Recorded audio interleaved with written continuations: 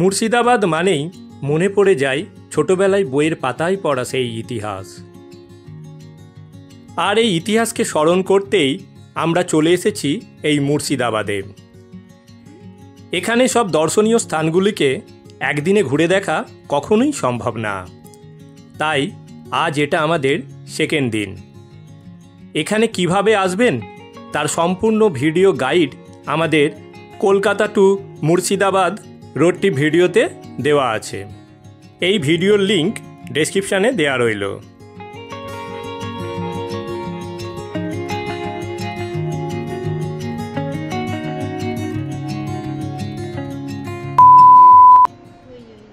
Hi everyone, a big welcome to our channel. আজ আমাদের মুর্শিদাবাদ ট্যুরের সেকেন্ড দিন। সকাল সকাল আমরা নিজেদের গাড়ি নিয়ে বেরিয়ে পড়লাম। প্রথম দিন আমরা মুর্শিদাবাদের 10টি জায়গা ঘুরে দেখেছিলাম। আজ বাকি জায়গাগুলো কভার করব। প্রথমেই আমরা চলে এলাম গঙ্গার ধারে এক ফেরিঘাটে। এখানে অনেক কটা ফেরিঘাট আছে, যেখানে মোটর চালিত নৌকা এপার ওপার যাতায়াত করে। এই নৌকার মাধ্যমেই মানুষ, বাইক, সাইকেল সব পারাপার হয় পার হেড 5 টাকার বিনিময়ে। তবে বড় গাড়ি ব্রিজের মাধ্যমে ওপারে যায়, একটু ঘুরপথে যেতে হয়।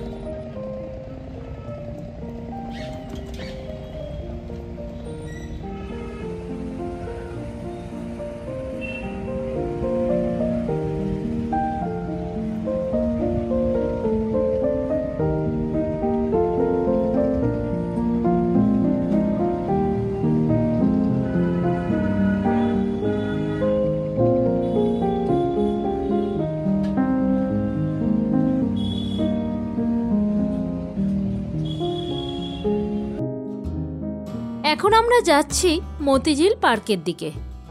আমরা ছিলাম বহর ট্যুরিজম প্রপার্টিতে, যেখান থেকে মতিঝিলের দূরত্ব অলমোস্ট 10 কিলোমিটার।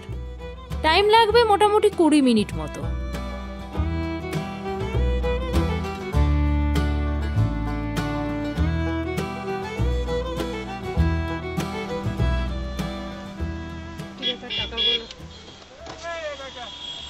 কি হয়েছে?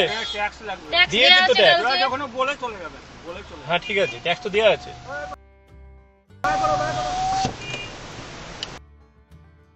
অলরেডি ট্যাক্স দেওয়া আছে। মুর্শিদাবাদ এলে এখানে পৌরসভাকে গাড়ি পিছু 50 টাকা করে পর্যটন ট্যাক্স দিতে হয়। এই ট্যাক্সটা 2 দিন ভ্যালিড থাকে। আমাদের আগের দিনই ট্যাক্সটা দেয়া হয়ে গিয়েছিল, কিন্তু আমাদের এখানে আবার গাড়ি আটকায়। আমরা পেপার দেখিয়ে বলার পর ওরা ছেড়ে দেয়। এখানে 2-3 জায়গা থেকে ট্যাক্স কালেক্ট করার জন্য এই মিসআন্ডারস্ট্যান্ডিংটা হয়ে থাকে। তাই আপনারা যেখানেই ট্যাক্স দেন না কেন, কাগজটা কিন্তু যত্ন সহকারে রেখে দেবেন। আমরা চলে এলাম ওল্ড মতিঝিল পার্কে। এখানে পাশাপাশি 2টো মতিঝিল পার্ক আছে, ওল্ড আর নিউ। আমরা এখন ওল্ড মতিঝিল পার্কে প্রবেশ করছি। এই পার্কটাতে থাকার কোনো ব্যবস্থা নেই, অনলি বিনোদন পারপাসে এটা ইউজ হয়ে থাকে। এখান থেকে নিউ মতিঝিল পার্কের দূরত্ব পায়ে হেঁটে 2-3 মিনিট। তাই গাড়িটাকে আমরা এখানেই পার্ক করব।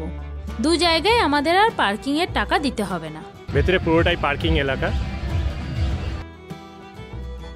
এটা কার পার্কিং, এন্ট্রি পাস। কারের জন্য 50 টাকা, বাইকের জন্য 20 টাকা, আর বাসের জন্য 150 টাকা। আর এটা হচ্ছে পিকনিক পাস মতিঝিল পার্কের, পার হেড 20 টাকা করে।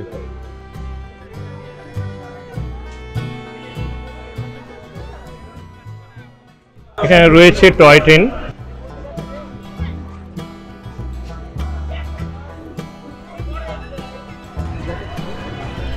এখানে বোটিংয়ের ব্যবস্থা আছে, আপনারা চাইলে বোটিং করতে পারেন। এই বোটিংয়ের টিকিট কত করে? 2জন 50, 4জন 80। 2জন 50, 4জন 80। কত বছর বয়স পর্যন্ত? 5 বছরের উপরে। 5 বছরের উপরে। এ কতক্ষণ ঘোরাবে? কতক্ষণ?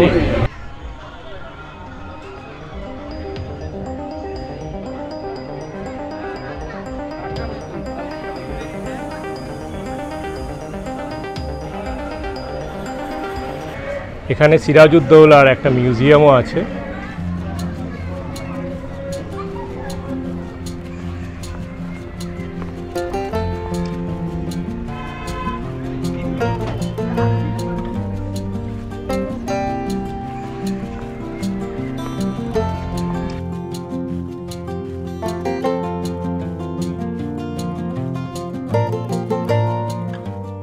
ভেতরের এরিয়াটা অনেক বড়, এখানে আপনারা চাইলে পিকনিকও করতে পারেন।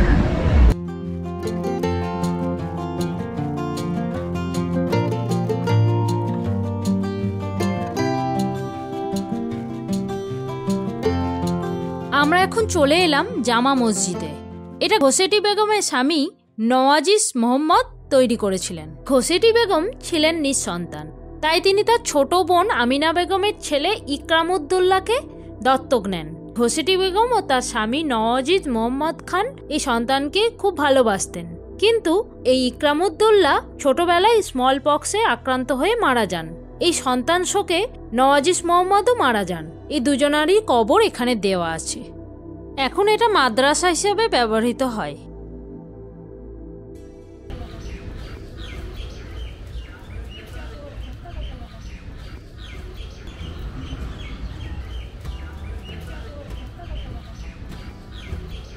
এটা হলো নিউ মতিঝিলের টিকিট কাউন্টার। লাইট অ্যান্ড সাউন্ডটা বন্ধ আছে এখন, না? লাইট অ্যান্ড সাউন্ড অনির্দিষ্টকালের জন্য বন্ধ। এখানে পার হেড 30 টাকা করে টিকিট।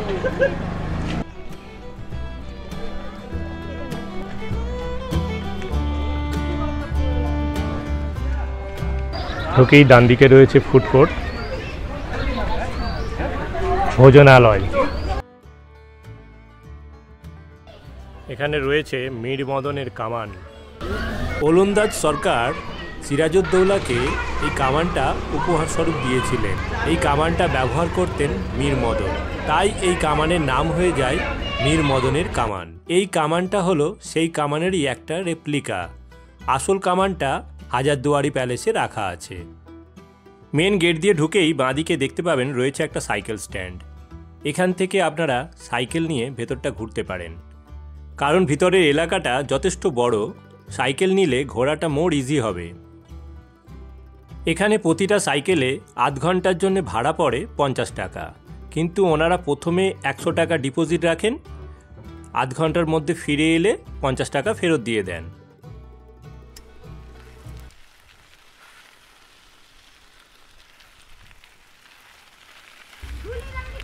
এখানে আমরা এইভাবে দুটো সাইকেল নিয়ে নিয়েছিলাম।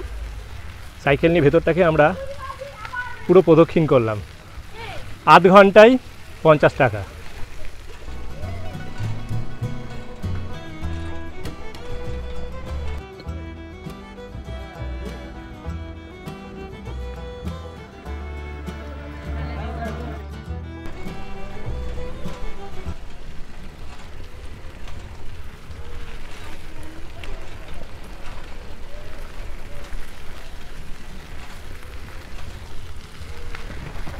এটা আমরা এখন যাচ্ছি রিভার ব্যাংকের দিকে,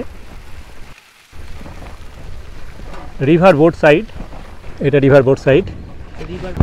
এখান থেকে রিভারে বোটিং করবার জন্য টিকিট পাওয়া যায়।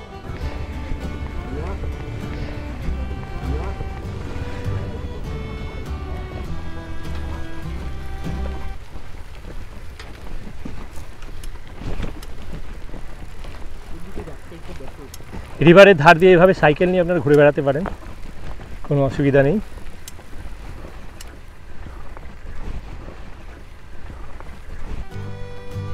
$350 একর জায়গা জুড়ে এই পার্কটি বিস্তৃত। এই পার্কটি খুব সুন্দরভাবে সাজানো। এটা ভাগীরথী রিভারের একটা অ্যাবান্ডন পার্ট। এখানে খুব সুন্দর একটা বিশ্ব বাংলা লোগো করা আছে। চারিদিকটা ফুলের গাছ দিয়ে খুব সুন্দরভাবে সুসজ্জিত। এটি মুর্শিদ কুলি খানের স্ট্যাচু। ইনি ছিলেন বাংলার প্রথম নবাব। ইনার নাম অনুসারেই মুর্শিদাবাদের নামকরণ করা হয়।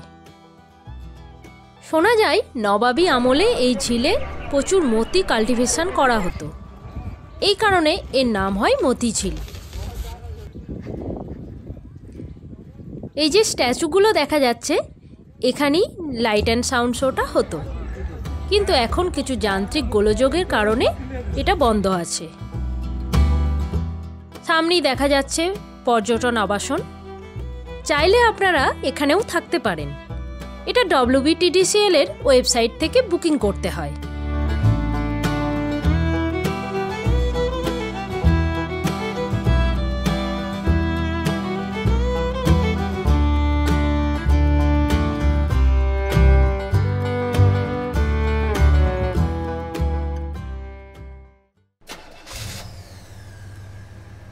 আমরা ওল্ড মতিঝিল পার্কে গাড়িটা পার্ক করে রেখেছিলাম, ওখান থেকে বেরিয়ে পড়লাম। আমরা এখন যাব জাহানকোষা কামান দেখতে। এখান থেকে জাহানকোষা কামানের দূরত্ব অলমোস্ট 3.5 কিলোমিটার। টাইম লাগবে 10 মিনিট মতো।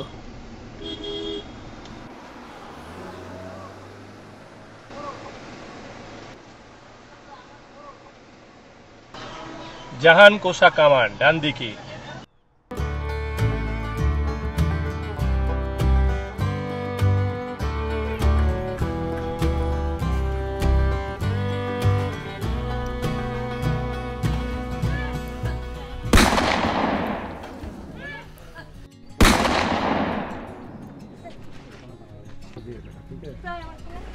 এই যে এখান থেকে আগুন দেওয়া হতো কামানে। কামানের বিশেষত্ব হচ্ছে এখানে একটা ফুটো থাকবে, এখানে ফুটোটা না থাকলে কিন্তু সেটা কামান নয়, আগুন দেওয়ার জন্য। আমরা এখন আছি জাহানকোষা কামানে। এই কামানটি 1637 খ্রিস্টাব্দে শাহজাহানের রাজত্বকালে নির্মিত হয়। এক বাঙালি মিস্ত্রি জনার্দন কর্মকার এই কামানটি নির্মাণ করেন। এই কামানের একটা বিশেষত্ব হলো, দেখুন এই কামানে কোনো মরচে ধরেনি, কারণ এই কামানটি হলো অষ্টধাতু দিয়ে নির্মিত।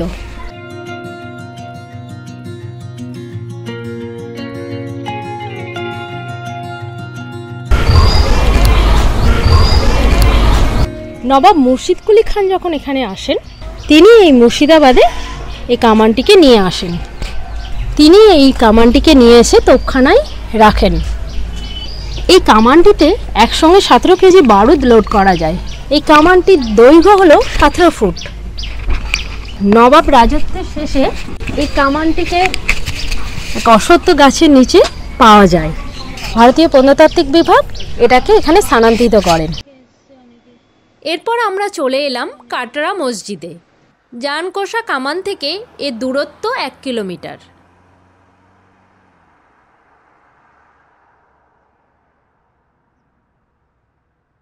এই কাটরা মসজিদেও পার্কিংয়ের সুব্যবস্থা আছে, তবে পার্কিং পেস যদি ফুল হয়ে যায় পাশে আমবাগানেও গাড়ি রাখতে পারেন। আমরা এখানেই গাড়ি পার্ক করেছিলাম।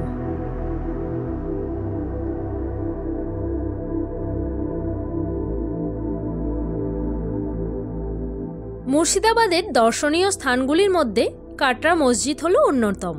মূলত এটি মুর্শিদ কুলি খানের সমাধি। এখানে ঢুকতে কোনো প্রবেশ মূল্য লাগে না। এই কাটরা কথাটির অর্থ হলো বাজার। শোনা যায় আগে এখানে নাকি বাজার বসতো। সেই জায়গায় এই মসজিদটি তৈরি হওয়ার কারণে এর নাম হয় কাটরা মসজিদ। এই প্রবেশমুখী দরজাগুলো খুবই ছোট ছোট, কারণ আমরা জানি মন্দির মসজিদে প্রবেশের সময় মাথা নিচু করে প্রবেশ করতে হয়।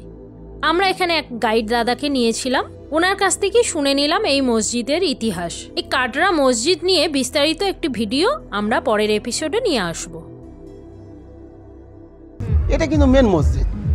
এটা হচ্ছে দিল্লির যে জামা মসজিদ তার ঠিক একই অনুকরণে। এটা তৈরি করা হয়েছে 1723-এ শুরু এবং 24-এ শেষ। মাত্র 1 বছরে নবাব মুর্শিদ কুলি খান তৈরি করেছিলেন। আর সেই সময় এর ইঞ্জিনিয়ার ছিলেন মুরাজ ফরাজ খাঁ। এই যে নিচে যে গর্তগুলো দেখা যাচ্ছে না স্যার, অনেকে বলে এগুলো গুপ্ত রাস্তা। ম্যাডাম, এগুলো কিন্তু কোনো গুপ্ত রাস্তা না। এক কথায় মেন মসজিদটা কিন্তু কয়েকটা পিলারের উপরে অবস্থিত। এটাকে আমরা ভেন্টিলেটর হিসাবে কাজ করানো হচ্ছে নবাবী যুগে। কারণ কি বলুন তো স্যার, এক কথায় নিচে হাওয়া চলাচল করবে এবং মসজিদের ভিতরে নিউ বা ভিড় যেটাকে শুকনো রাখার ব্যবস্থা। Very good.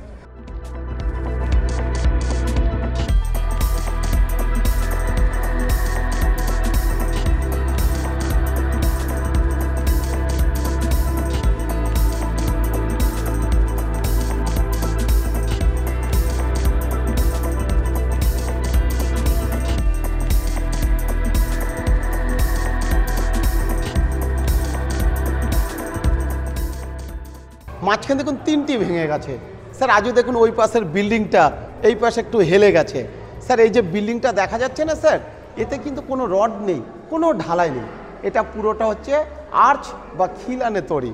ম্যাডাম আর্চ বলতে গেলে এটাকে বোঝানো হচ্ছে।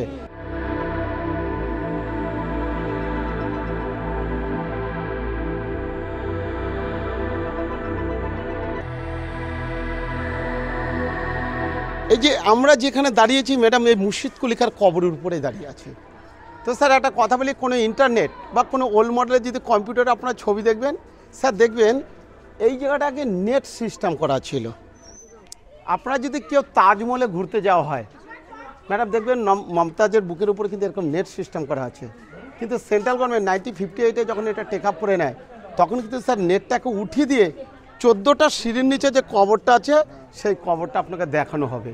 আর ম্যাডাম ওই পাশে যেরকম দুটো টাওয়ার দেখলেন না, দেখুন এই কোণাতেও একটা টাওয়ার ছিল আর এই পাশেও একটি টাওয়ার ছিল। এগুলো 1897-এর ভূমিকম্পে সব ডিস্ট্রয় হয়ে যায়। আসুন নিচে যে কবরটা আছে দেখানো হবে।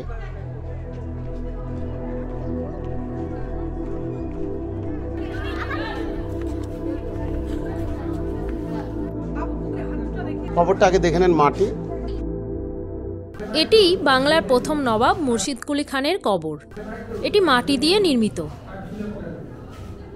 এই মুর্শিদ কুলি খাঁ ইনি শেষ জীবনে হিন্দু মুসলমানের দুটোই সম্প্রীতি বজায় রাখার জন্য মসজিদে বসে একটা মন্দিরও করে গেছে। দেখভাল করছে পাবলিক, দেখভাল করছে সেন্ট্রাল গভর্নমেন্ট, এর সাথে কিন্তু এর কোনো রিলেশন নেই। আর একটা কথা বলি স্যার, এই যে মুর্শিদ কুলি খাঁ ম্যাম, এরও কথার অর্থ আছে। দেখুন মুর্শিদ কথার অর্থ হচ্ছে শিষ্য, কুলি শব্দের অর্থ হচ্ছে ভিত্ত, খাঁ হচ্ছে আমির। এক কথা অরঙ্গজেবের বিশ্বাস্ত চাকর ছিল মুর্শিদ কুলি খাঁ। একসময় অরঙ্গজেবের দরবারে এই মুর্শিদ কুলি খাঁ কৃতদাস রূপে কাজ করতে, এটা কিন্তু অরঙ্গজেবেরই দেওয়া নাম। তাহলে স্যার কটা নাম আসলো? সুদর্শন নারায়ণ মিশ্র, করতলব খাঁ, মোহাম্মদ হাদি, মুর্শিদ কুলি খাঁ। আবার এই মুর্শিদ কুলি খাঁ কিন্তু 1717-তে আবার দিল্লির দরবারে 1 কোটি টাকা রাজস্ব স্বরূপ দিয়েছিলেন। তখন কিন্তু দিল্লির বাদশাহ ছিল ফারুক শিয়ার, তখন তাকে কিন্তু আলাউদ্দিন জাফর খাঁ বলে উপাধি দেওয়া হয়।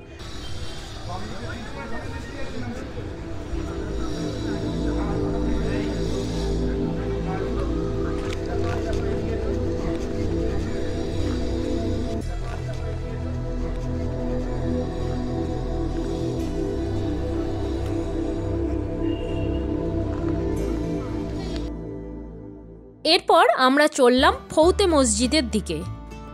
এই ফৌতে মসজিদটি কাটরা মসজিদের ঠিক পশ্চিম দিকে জঙ্গলের মধ্যে অবস্থিত।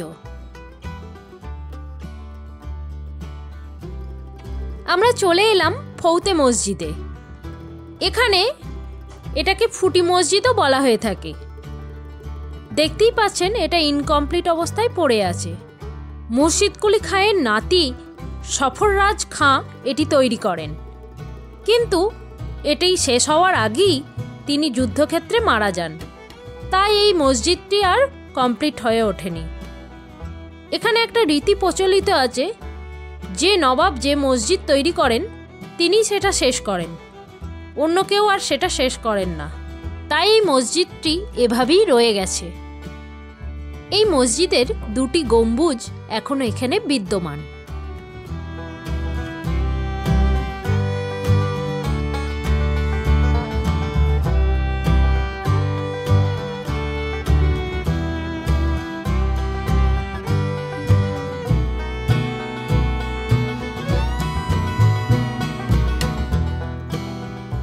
এরপর আমরা মুর্শিদাবাদ রেল লাইন ক্রস করে আবার চলে এলাম বহরমপুরে।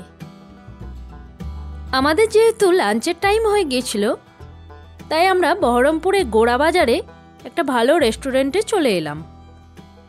এই গোড়াবাজারে অনেক কটা রেস্টুরেন্ট আছে ভালো ভালো, যেমন the 90s palace, Haveli, heritage, olive garden restaurant.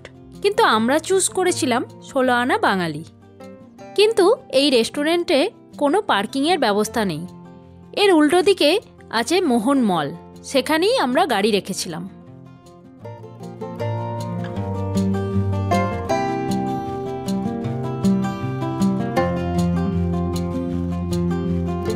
আমরা চলে এলাম রেস্টুরেন্টের ভিতরে। ভিতরের অ্যাম্বিয়েন্সটা খুবই সুন্দর। এটা ফার্স্ট ফ্লোরে অবস্থিত। চারিদিকটা খুব সুন্দরভাবে সাজানো গোছানো।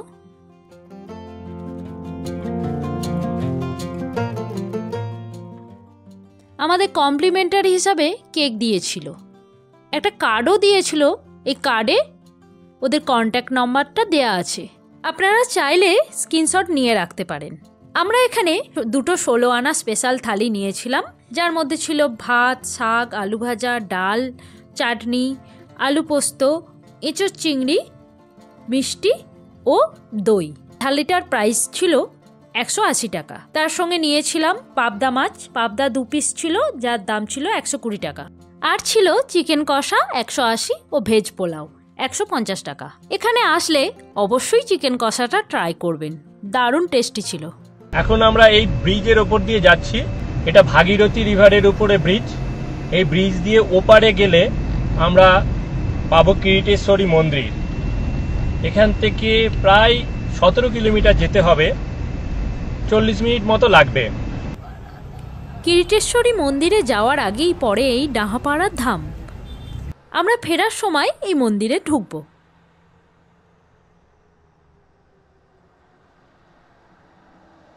আমরা চলে এলাম কিরিটেশ্বরী মন্দিরে। এখানে গাড়ি পার্ক করে আমরা মন্দিরে প্রবেশ করব। এখানেও পার্কিংয়ের সুব্যবস্থা আছে। শ্রী শ্রী কিরিটেশ্বরী মাতার মন্দির, 51 সতীপীঠের এক পীঠ।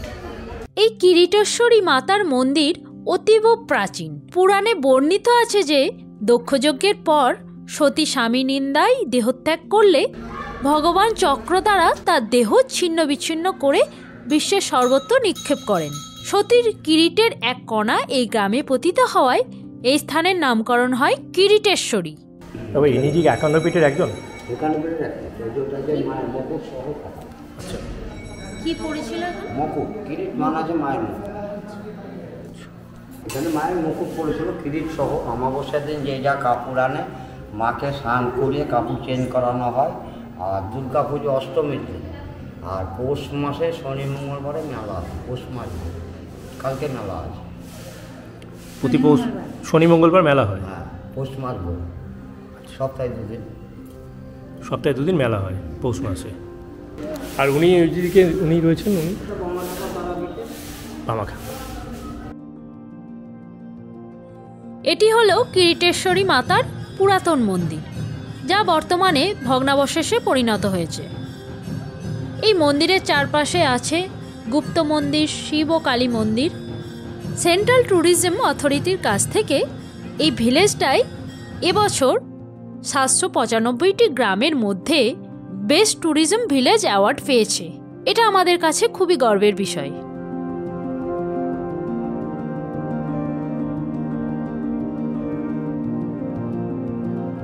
এরপর আমরা চলে এলাম ডাহাপাড়া জগৎবন্ধু ধামে। এটি মূলত একটি আশ্রম। এই মন্দিরের আর্কিটেকচারও খুব সুন্দর, অনেক উঁচু এই মন্দিরটি। প্রতি বছর বৈশাখ মাসের শুক্লপক্ষে শ্রী শ্রী জগৎবন্ধু সুন্দরের আবির্ভাব উপলক্ষে 7 দিনব্যাপী উৎসব অনুষ্ঠিত হয়। বহু দূর দূরান্ত থেকে ভক্তবৃন্দের আগমন ঘটে। এখানে প্রসাদেরও ব্যবস্থা আছে। প্রত্যেক দিন দুপুরে এখানে ভোগ প্রসাদ দেওয়ারও ব্যবস্থা আছে। 11টা থেকে 11:30টার মধ্যে কুপন দেওয়া হয় এবং 1টা থেকে প্রসাদ বিতরণ শুরু হয়। এখানে বিনামূল্যে থাকারও ব্যবস্থা আছে। আমরা এখানে যখন গিয়েছিলাম সন্ধ্যা আরতি চলছিল। মুর্শিদাবাদ ট্যুরের আজই আমাদের শেষ দিন। এখানে আরও একটি স্পট আছে, যেটা সিরাজের সমাধিক্ষেত্র, যেটা আমরা টাইমের অভাবে যেতে পারিনি। আজ এই পর্যন্ত। ভিডিওটি যদি ভালো লাগে please do like, comment and subscribe. Thank you.